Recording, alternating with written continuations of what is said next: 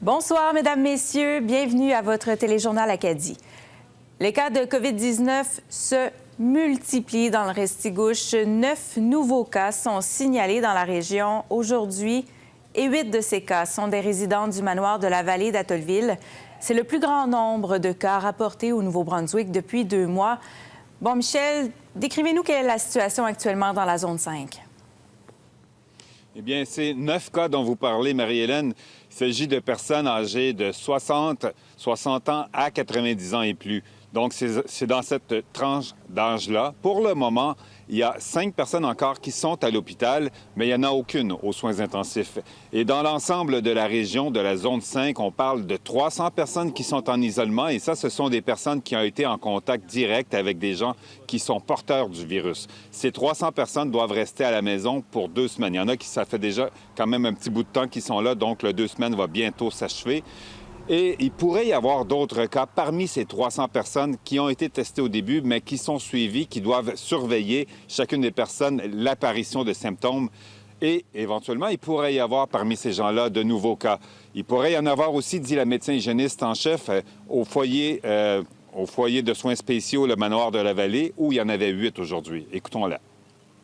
On savait qu'au premier moment que le premier employé qui était infecté était dans la résidence et même le deuxième employé qui était infecté, on savait qu'il faudrait vraiment garder pendant les 14 prochains jours pour voir si on ne développait d'autres cas.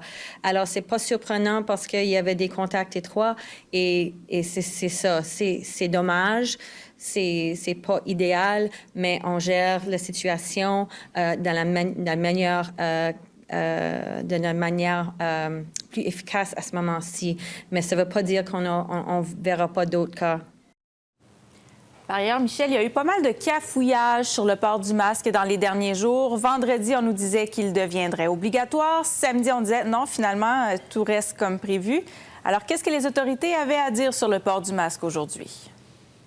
Bien, aujourd'hui, le premier ministre dit que l'intention à l'origine, c'était que chacune ait un masque sur soi pour que dans des situations où il devient nécessaire, on puisse le porter. Et ces situations, c'est quand on ne peut pas être à 2 mètres ou plus d'une personne. Donc, dans ces situations qui s'agissent à l'intérieur d'un commerce ou de n'importe quel édifice, il faudrait porter le masque. Mais ce n'est pas obligatoire, c'est une recommandation.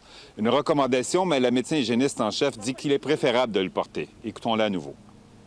C'est définitivement quelque chose qui aide, mais c'est une chose parmi plusieurs pour protéger les gens contre le COVID-19 et diminuer les risques pour des autres pour ne pas attraper le COVID-19 de quelqu'un. Alors, le World Health Organization a des nouvelles messages sur ça, puis c'est vraiment détaillé pour dire, oui, quand vous êtes dans une situation où vous ne pouvez pas vous distancer physiquement de 6 pieds ou 2 mètres, oui, portez un masque.